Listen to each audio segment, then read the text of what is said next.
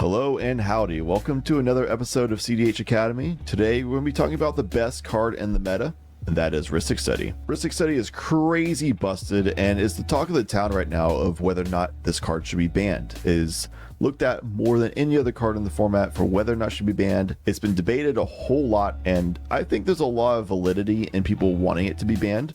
It definitely warps the meta around itself. It's incredibly powerful. It is clearly the best card in the format.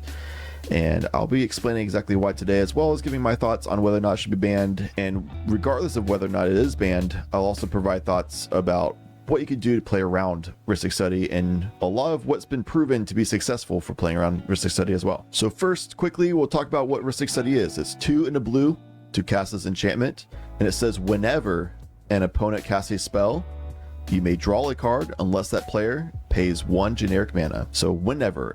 There's no restrictions of how many times this can trigger, and it's any type of spell that can be casted. So that definitely is an ongoing value that essentially acts like a sax piece that people oftentimes just ignore. What this typically amounts to is that it draws you a whole bunch of cards, and that is the most powerful thing in Magic the Gathering, and I will explain why. So say you're playing Kinnan. Kinnan's pretty much the premier Rhystic Study user right now alongside Rhystic in the cEDH format.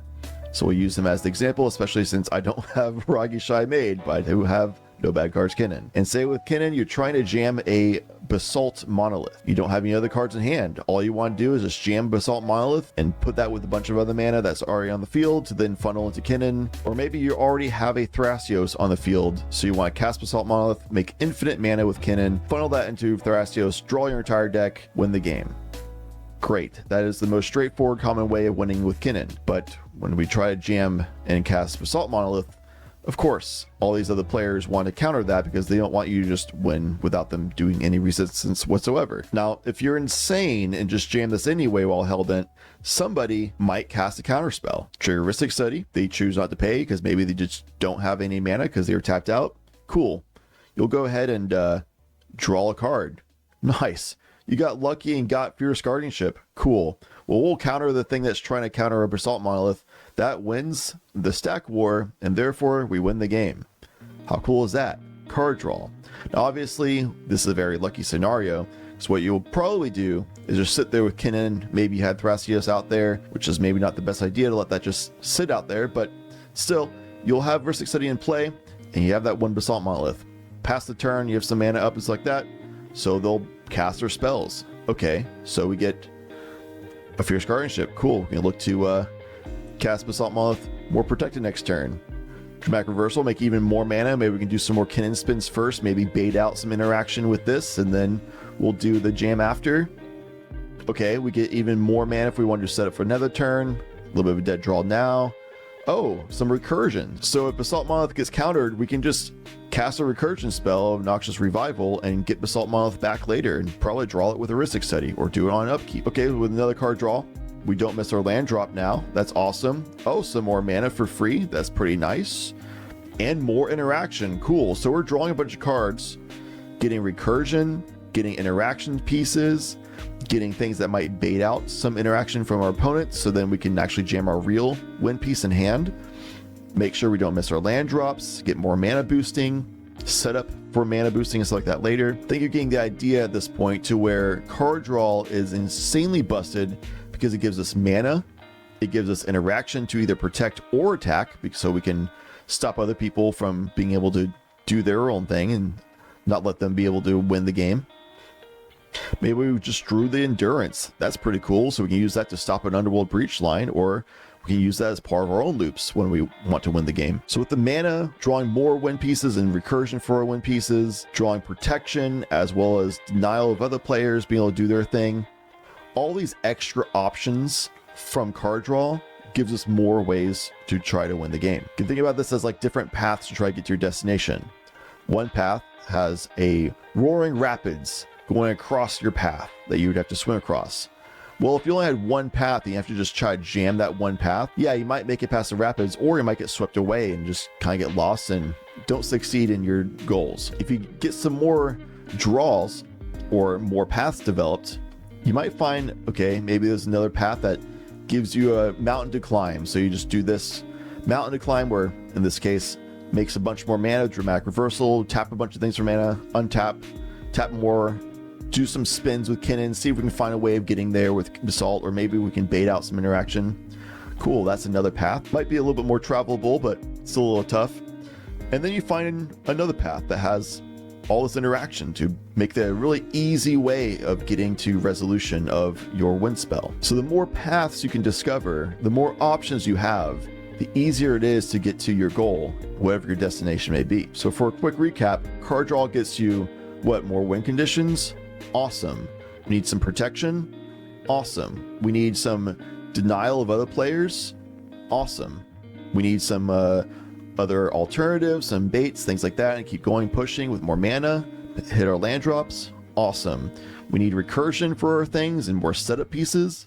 Awesome. Everything you could possibly want in Magic, you'll get from card draw. I think everybody understands how often it is pretty miserable whenever you're sitting there hellbent and not able to do anything, because all I can do is just this one play.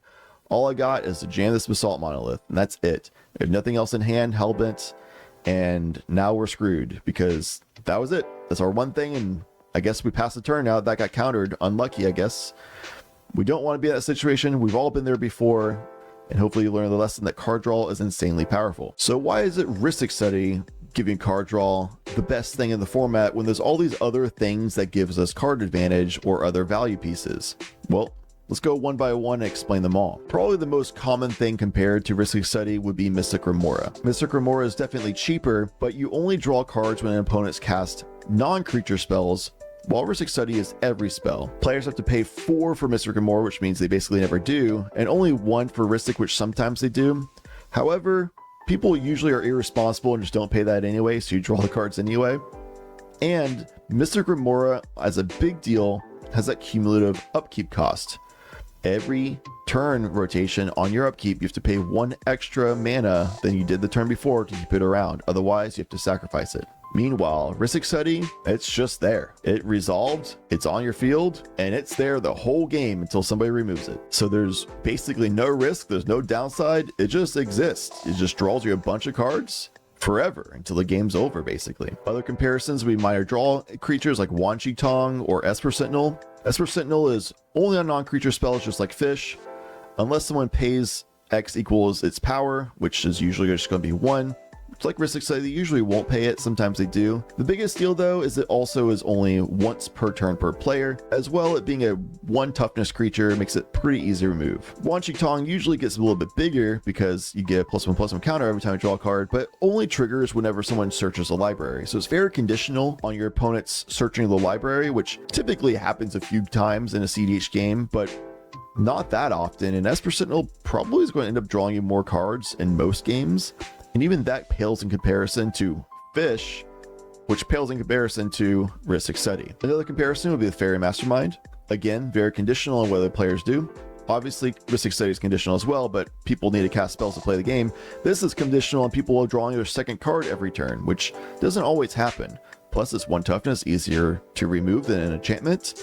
It is part of a win condition, but Rhystic Study, as I explained before, can just draw you into your win conditions. It might even draw you into Fairy Mastermind. So Fairy Mastermind, far less card draw, far easier to remove. It just, again, pales in comparison. We can look at something else that draws a bunch of cards like Nezahal. This is, again, only non-creature spells, just like Mystic Remora. It is just going to be a card draw every time that happens, though. They don't even have an option to pay for it. The downsides are, 1, it's a forced card draw.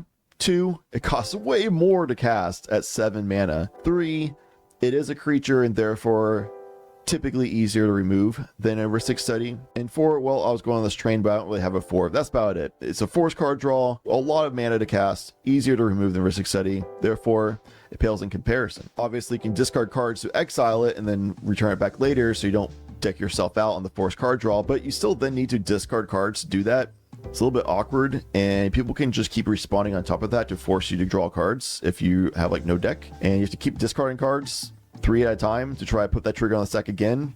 And people, if they can keep responding to it, then you just have to keep discarding cards. You might run out of cards and they might still be able to beat you. So it's not a guaranteed way of stopping the unfortunate decking yourself out situation. We're going to look at another notorious card, which is Ad Naus. Obviously, this is not a passive card draw engine like Rhystic Study is. However, this is a card that is a really big deal, very strong in the meta, and gets you access to a lot of cards. The differences between these is Rhystic Study is a lot more likely to resolve because people let that resolve all the time for some reason. Whereas Ad Nauseam, as soon as people see that, they think, oh, this person might get like 20 cards, stop it now, which is fair because getting 20 cards now is definitely stronger than 20 cards over the period of a few turns. So with that in mind, Ad Nauseam is typically countered far more often than Rhystic Study. People want to counter this every time. Rhystic Study, they usually let it happen. Rhystic Study is also a lower threat level because people don't see the cards revealed, whereas Ad Nauseam, they do see that you just drew a bunch of interaction and win cons and things like that. Whereas Rhystic Study, cards just kind of go in your hand and it's invisible and it's out of sight, out of mind. People don't think it's that threatening for some reason. Just an interesting philosophy, way the mind works, psychology, whatever stuff. Also, Rhystic Study has no risk. It just goes out there and just sits there and gets you passive income. Whereas Ad Nauseam, you have to pay your life, and therefore you have risk of an early departure in the game if your life total goes to 0. It's also a lot of games I've seen an Ad Nauseam get resolved, draws them maybe like 20 to 30 cards. I say draws, but gets access to 20 to 30 cards. Yeah, that's a lot of cards, but I've also seen a single Rhystic Study draw people over 30 cards in a game. So there's actually some games where Rhystic Study over the course of the game gives you more cards than the Ad Nauseam with none of those downsides. Pretty similar to Ad Nauseam are the Necro Bros. Necropotence and Necrodominance definitely gets you a lot of cards really fast, which is super powerful, just like Ad Nauseam. The problems with the Necro Bros is that, again, I've seen a lot of games where Rhystic Study draws so many more cards, 30 plus, where Necros are probably getting you around 30-ish because of how life totals end up. So over the course of the game, there's sometimes Rhystic Study gets you more cards. Again, just like with Ad Nauseam, the Rhystic Study has far less threat level perceived by the general players. Necropotence and Necrodominance gets you all those cards in hand right now, which is definitely very strong, very powerful. But progressive card draw over time, even if it ends up being as many cards and you're in the same game state later in the game, people kind of just ignore that. Very low threat level, so people want to focus on countering the Necros all the time. Less likely to resolve, might be less cards overall in the game. Also, Necro Bros have that same risk as Ad Nauseam, where your life total might end up at 0, unlucky. Another big deal for Necro Bros is that they're very timing restricted.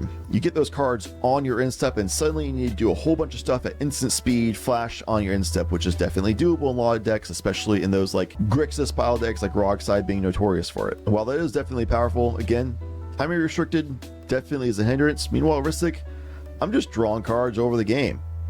Nice.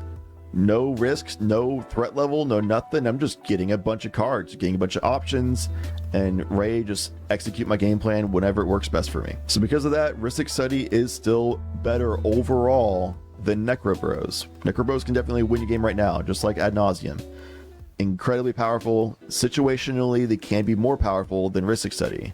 I'm just saying that overall, Rhystic Study having 0 downside just sits there and just accrues value over time. In the grand scheme of things, it's still more powerful than the Necro Bros. Potentially the biggest competitor with Rhystic Study would be Consecrated Sphinx. Now, a few different things though is Consecrated Sphinx does cost double the amount of mana to cast in Rhystic Study. It is a creature, which makes it easier to remove overall than a Rhystic Study. Your threat level goes ballistic the moment that you resolve a Consecrated Sphinx, because everyone assumes that that needs to be dealt with, or the person with Consecrated Sphinx just wins the game, because it draws you 6 cards guaranteed on a turn rotation. Whereas Rhystic Study, people can technically play around it, even though they won't. So they'll still draw you like 6 cards on turn rotation or more with Rhystic Study. Consecrated Sphinx being a 6 minimum. Plus, if they have any of their own card draw engines going on or effects, that makes Consecrated Sphinx even better. It's definitely a scarier card and oftentimes will outperform Rhystic Study. But what makes Rhystic Study better though is it's cheaper, harder to remove, flies under the radar a lot, even though it's insanely busted and everyone knows it, but they just ignore it. Therefore, Consecrated Sphinx instantly boosts your threat level to the max in a pod. Everyone wants to shut you down immediately. Whereas if you just have a Rhystic Study out, people are just like, oh, well, they have a Rhystic Study, just give them cards. Again, it's that weird psychological thing where they think that Rhystic Study is less of a threat, even though it's slightly worse than Consecrated Sphinx in value. and harder to get rid of and was cheaper to cast, sits around forever. Another problem with Consecrated Sphinx is if your Rhystic Study gets copied, then okay, well, this other person has a bunch of cards, so it's kind of like a 1v1 almost in that situation. But the other two players might play around it, etc.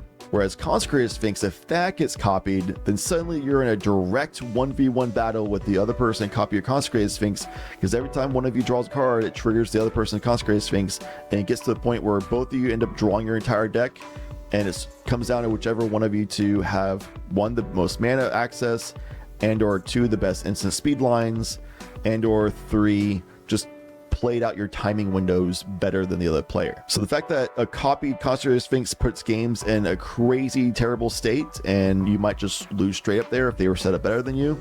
Whereas a Rhystic Study being copied, even if they're set up better than you at the time, it's still kind of recoverable, and you might be able to, over time, set up a better setup in engines than they do. So it's a less threat to you if your thing gets copied. Therefore, overall, I would say Rhystic Study with that safety value is still better than Consecrated Sphinx. Other massive engines people talk about a lot would be things that make you a bunch of mana, like Enduring Vitality, Cabbage Merchant, and the big Kahuna Smothering Tithe. Obviously, these making a ton of mana are awesome, but even Rhystic Study will oftentimes end up making virtually as much mana or more, because it, like I showed earlier, you can draw into these big mana engines from Rhystic Study. You draw into your land drops, draw into rituals, draw into mana rocks, draw into these big mana engines, draw into your mana dorks, etc. So Rhystic Study giving you access to a lot of different mana options means that it's still, in the sense of even just mana, roughly just as good. Whereas these engines giving you mana, that mana might not go into anything. You might not have your Thrasios or whatever. Whereas the Rhystic Study will give you the mana and all these other things that you would need. Another common draw engine we see in the meta right now is Thrasios, which, yes, Thrasios plus Basalt Monolith and Kinnan equals draw your entire deck. That's crazy powerful, but you need a bunch of pieces to go with Thrasios.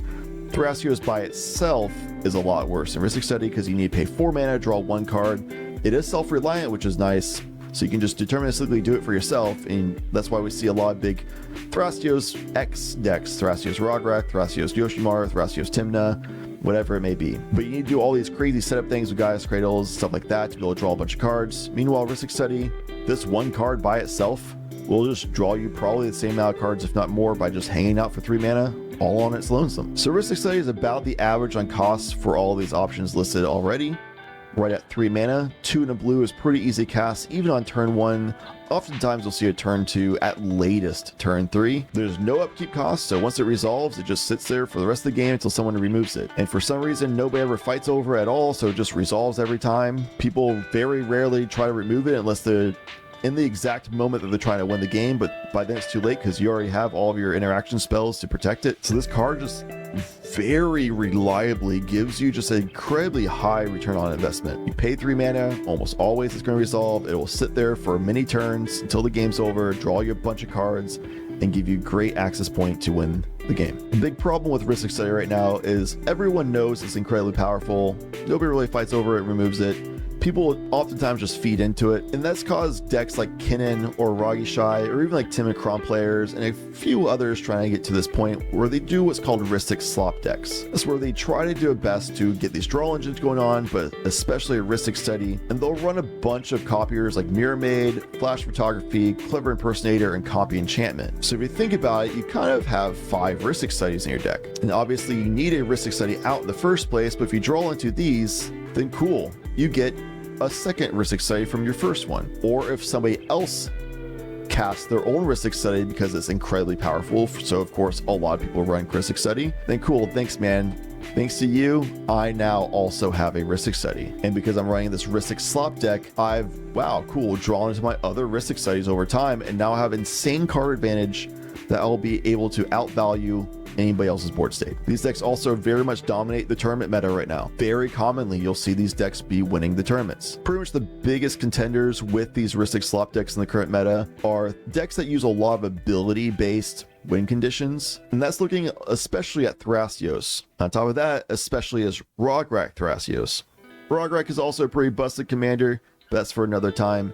And in any case, that deck is all about just setting up a lot of value engines that make a ton of mana. The whole deck is about having interaction and a buttload of mana, abusing Gaia's Cradle, and because of that, you'll oftentimes have the mana available to pay for the Rhystic Study when you set up your few pieces, and then with all that extra mana, you'll funnel it into the ability cost to draw more cards, so you're very rarely drawing the Rhystic Study player more cards. Other decks would be like cEDH, that is also all about just making a bunch of mana, having cEDH out, and then just doing ability activations from cEDH to snowball your value until a point where you just win the game. So even if you don't have the mana to pay for Rhystic Study on the few spells that you do cast in cEDH, you're probably only going to feed the Rhystic Study player just a few cards, and then you just do all ability-based activations to go from there. So these ability-focused decks being the only contenders with these Rhystic slop decks explains how Rhystic Study has really warped the meta around this card. Everything everyone's doing is based on either abusing Rhystic Study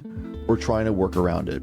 And that's for the top of the meta and tournament play. With that in mind, does that mean Rhystic Study is going to get banned?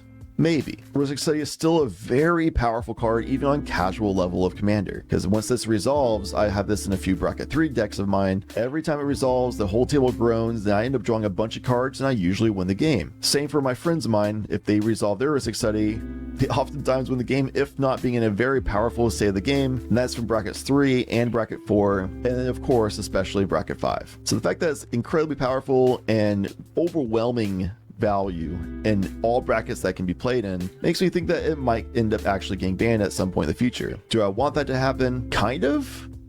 I think it'd be great to see a world where the meta isn't warped around one singular card. The only problem is in the game like cEDH, there are so many cards out there that are incredibly powerful that it's hard to imagine we'll never have those like 1 to 3 cards that kind of warp the game around it. We also have the problems of decks like Thrasios, Rograk, Tymna. These partner commanders that are just like 3 incredibly powerful cards that can just pair with whatever gives them other colors the player wants to play with. Those are incredibly powerful, and if Rhystic Study goes away, there's a good chance the meta just kind of shifts to warp around those 3 creatures instead. There's no way to really know, and there's a lot of variables, but in any case, I think we'll always have that like 1 to 3 cards that are incredibly powerful. So do I want to Rhystic Study go away? Again, kinda, but also it is what it is. And that's my honest answer. It might sound PC, it might sound playing like the fence, but there will always be a problem.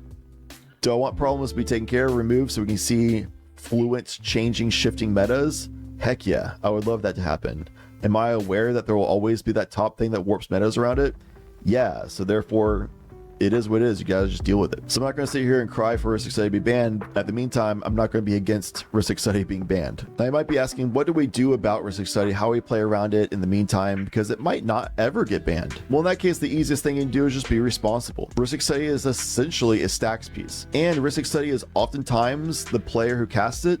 That's their actionable game plan in the opening hand that they kept. They'll keep a hand that gets them like maybe a turn 2 Rhystic Study or something like that, and then think, well, that'll draw me a bunch of cards, they'll probably resolve, and then I'll just find interaction and more ramp in my win cons and things like that eventually. So if you just don't let them draw a bunch of cards, you make an agreement with your other 2 opponents, hey guys, let's just be responsible, play around this, and everyone actually agrees to it, sick. We can just slow down the Rhystic Study player, even if we have a way of fighting it, and not let them draw their cards that gets them to the win line. Maybe they don't really get to do a whole lot. You play around it, pay the mana, everyone goes slow. The Rhystic Study player might seem like they'll get ahead because they're not the ones having to pay 1 every time, but they also don't really have other cards to do stuff with all the time, so it increases your odds a lot. Unfortunately, there's always that one person who gets kind of jumpy and they just cracks. They break. They say, it's too long. They're drawing cards and playing spells, and I gotta push now. And they just go crazy, start casting a bunch of spells, draws the Rhystic Study player a bunch of cards. And at that point, the floodgates are broken wide open. Because that happens, you now also have to keep up with that person. So now you also have to just push your value and just hope the Rhystic Study player doesn't draw anything good. And they typically do. Because if you don't do that yourself at that point, you let the other person who's panicking feed a bunch of cards, then either that person panicking wins, or the person who gets all the cards from Rhystic Study ends up winning themselves. So you kind of just are forced your hand, you have to step up as well. Another option is fighting the Rhystic Study. If someone just tries to cast a Rhystic Study like turn 2 or turn 3, even turn 1, if you have a way of countering that spell, that's a big value spell to counter. I know a lot of people try to hold their interaction spells to stop like a win combo piece or a win condition or something like that, or the ad nauseum that's going to draw them in a bunch of cards right now to win the game. Yes, those are great targets, And if it seems like the pod dynamic is that that's going to happen very soon, sure, you kind of have to save your interaction, which is part of why Rhystic Study resolves a lot and is so powerful, is because Rhystic Study translates to the problem later. They'll draw a bunch of cards over time. Whereas that like Ad Nauseam or Necro Dominance, or Necropotence, or straight up Win Piece, that's a problem right now. And if you only have one interaction piece, you kind of have to deal with the other problem now instead. And let that Rhystic Study be a problem later, that's probably not going to be stoppable, but you hope you find a way of dealing with it. But if it seems like a pod that has overall pretty mid-rangey, slower decks, nothing like really turbo is going to win the first 4 turns, or at the very least, decks that aren't really going to necessarily win faster than you, fighting the Rhystic Study is actually a pretty viable option that a lot of people just don't even think about. If the person doesn't have interaction, they just assume that the Rhystic Study resolves, and that goes away, and suddenly that person's entire game plan of a hand kept just, I'll resolve Rhystic Study fast and assume that will draw me a bunch of cards. That game plan is gone. You just effectively taken care of that problem that would be later now. And now you can just focus on the other 2 opponents that are about your same speed. And if you're trying to be like a mid-rangey player, somebody trying to resolve Rhystic Study, you cast that Furious Guardianship or whatever you may have, and they have their one interaction, which is like a Swan Song or something. Okay, bummer. You tried fighting over it. They protected it. That is what it is. But then their next card draws are like some interaction that doesn't really matter for you, maybe. Some more ramp, some recursion of this interaction piece, which could be a problem. More ramp. Cool. I guess down the line, they didn't really draw anything that really mattered a ton, which means that you should be able to actually push for a win, and you've already kind of dealt with the problem as it is. Yes, obviously you can draw into more interaction faster, or their own one pieces faster, but what I'm saying is there's at least odds that they don't draw their win condition right away, or more interaction to stop you on your next turn when you try to jam your big value piece or your win. They just blew their interaction now, which makes it less likely that they have an interaction for you later. So going on the attack against the Rhystic Study actually might be a viable solution. Of course, depends on the pod. Other options, if Rhystic Study is already resolved, sure, I understand you're not playing blue. Maybe you're not playing red for Red Elemental Blast or Pyroblast. Well, these, if you draw them later, you didn't have the mana at the time, can still destroy a Rhystic Study if they didn't counter in the moment. If you're also in blue and didn't have a counter spell, you have things like Chain of Vapor, Odawara, Into the Flood Maw. This doesn't deal with it permanently, but at least it can just bounce it for the moment. That way, when you try to jam your win that involves casting a bunch of spells, they won't be drawing a bunch of cards. Maybe you're in white. There's things like Touch the Spirit Realm that does the same thing of just bouncing away. There's like Static Prison and things like that. They can just exile it under that effect that you had and leave it there forever, or until your permanent leaves, but then they need a bounce spell or something like that as well, right? If you're in black, you have things like Shredder's Technique, Feed the Swarm, Withering Torment. You have ways of destroying the enchantment. And of course, if you're in green, Besage Endures, which is pretty much a staple, as well as some more flavor things like Pick Your Poison, Force of Vigor, or Emerald Charm. These are cards that are pretty underplayed in my opinion. So if you're on lower amount of colors and you're in green or black, maybe consider running these types of cards, especially since Rhystic Study is so prevalent and people just assume it resolves and it will stick there the whole game. If that's their entire game plan, which is more common than you think, then if you have a way of countering it or destroying it, then you kind of effectively take that player out. A lot of control players will try to barter with you and make a deal saying, oh, let my Rhystic Study resolve because I need to get card draw to deal with this other person. That would be a problem. If that other person is about the same speed as you, or maybe they're slightly slower, then you can make a deal with those other people. Say, hey, other opponents, this Rhystic Study is a problem. It's essentially a win condition. I can deal with this now, so all 3 of us don't have to deal with this later. However, what they say is true, that this would let them draw cards when you turbo decks would be jamming off trying to win. So I will look to deal with this and stop the Rhystic Study now instead of dealing with y'all on your turn. If we make a deal of you don't do anything other than minor value setup this next turn, since I'm spending my resources stopping this. Something along those lines. That's obviously not going to be the deal you always make, but something in that ballpark is something you can look to do. That's something I never see players do, and something that I've been trying more often, and actually is kind of working out pretty well. I'll be playing a mid-range deck. I'll say, hey, turbo person, don't jam on your next turn if I stop this Rhystic Study, because if I don't, then they're just going to draw a bunch of cards off of you, likely finding interaction to stop you, and then they just win. And then turbo person kind of has to say, yeah, that sounds like a good deal. Rhystic Study goes away, you're using your action on them, that makes it less likely that there's any action on me on one turn later. Sounds good. A lot of people actually take that deal these days. Not always. You shift your deals and figure it out as you can. And obviously that other player might be a liar, which is low EV in the long run, but that's also for another story, another video. In any case, that's something you can definitely try. Another thing you can try is just playing turbo. Try jam and win faster than a Rhystic Study comes out, or hope that if the Rhystic Study does come out, then that person's tapped out and don't draw into their free interaction, so you're able to win anyway. That's definitely another alternative. Or you can play those ability-oriented decks like Thrasios plus something else, or a Sisay, or something like that. If you can pay for the Rhystic Study for the few spells you cast and then just do all ability activation stuff to get value and win from there, that's great. That works around Rhystic Study pretty well. Anyway, that's all my thoughts. I've been rambling at this point. I'll end the video here. If you have any thoughts, please leave them in the comments below. If you have any questions, things like that, would love to hear what you have to say about this.